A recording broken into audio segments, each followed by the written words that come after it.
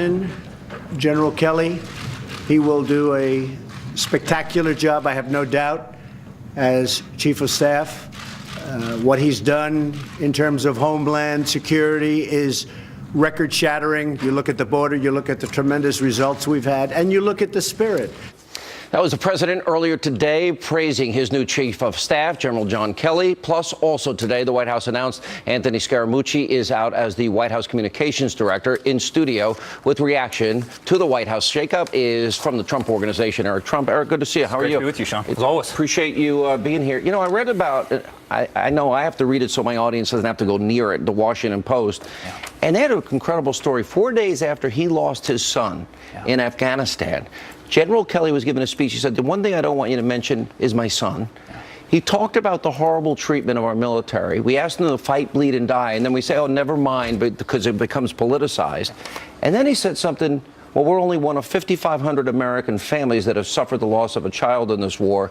The death of my boy simply cannot be made to seem more tragic than others. And I'm thinking, wow. Amazing. What an amazing human being. He is an amazing human being. You know, he's an incredible guy. I've gotten to know him. He's tough. He's disciplined. He's incredibly smart. He will operate that place so incredibly well. And listen, my father has so many people, so many great people by his side. I mean, the whole cabinet. I mean, he really has one of the most impressive cabinets there. But in terms of organization, I think you give it to a military guy. I think he is going to do an incredible, incredible job for the Trump administration. I was watching your father out tweeting all weekend, and I agree with your dad. They, you know, either they're quitters, total quitters in the Senate, or repeal and replace is not dead. Yeah. And I'm like, this is August. Your father's been in office since the 20th of January. Yeah. And I'm a registered conservative, but I mostly vote Republican. Sure.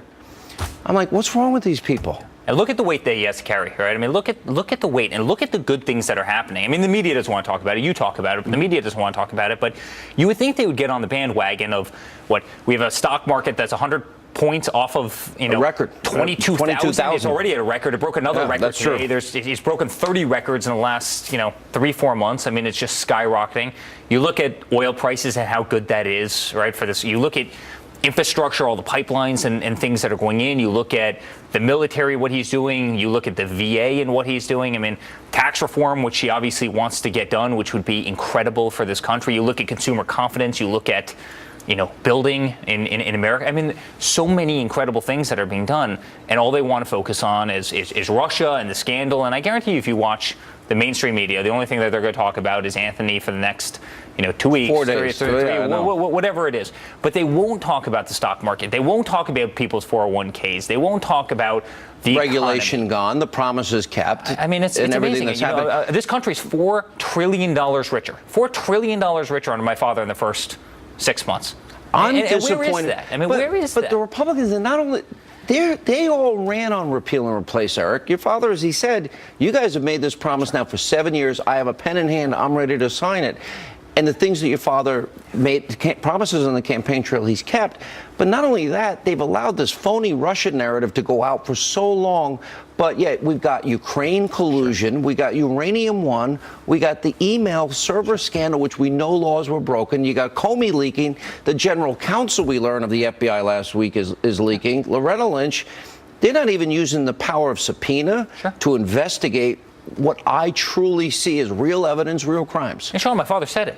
I mean, he said it a couple weeks ago in a tweet. He said, am I going to have to carry this whole weight on my shoulder? I mean, when are some of the people in my own party going to start protecting me? And I feel this, well, listen, I'm an outsider. I'm looking in on the White House, right? I mean, I'm running our company, but I mean, I want somebody to start fighting for him. And he's the best fighter in the world. He will do a better job fighting him for himself than all of them will do fighting for him. But I mean, how much weight does he have to carry by himself? How can a party that is doing so much better than the Democrats, if you look at how much more money the Republicans are raising, you look at the complete shambles that the DNC is in, the DNC is in debt. The Republicans are raising 7 times on a monthly basis what the DNC are. Like, why wouldn't they embrace that? Why wouldn't they carry out?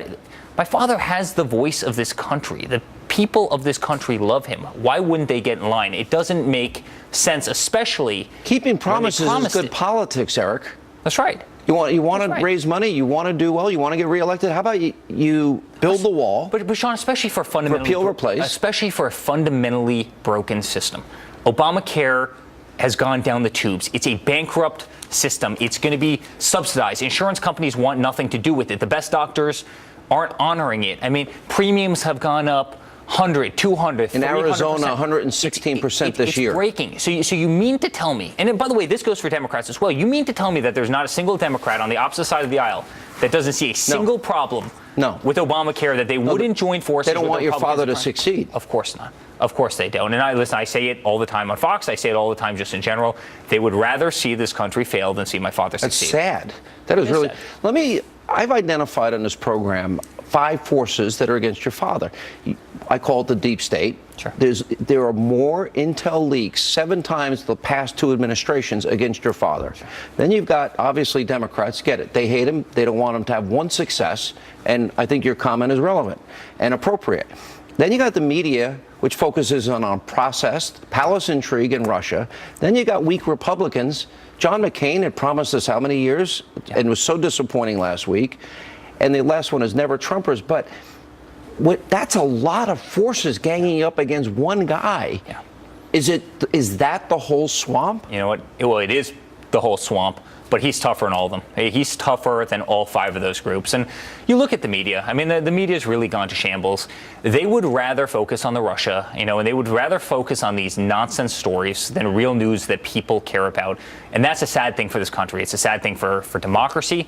It's a sad thing for the morality of this country. It's really a race to the bottom with the media these days. It's no longer who has the best journalistic integrity, who puts out the best story, what's the most meaningful story, how it affects people. It's who can publish the most sensational story that gets the most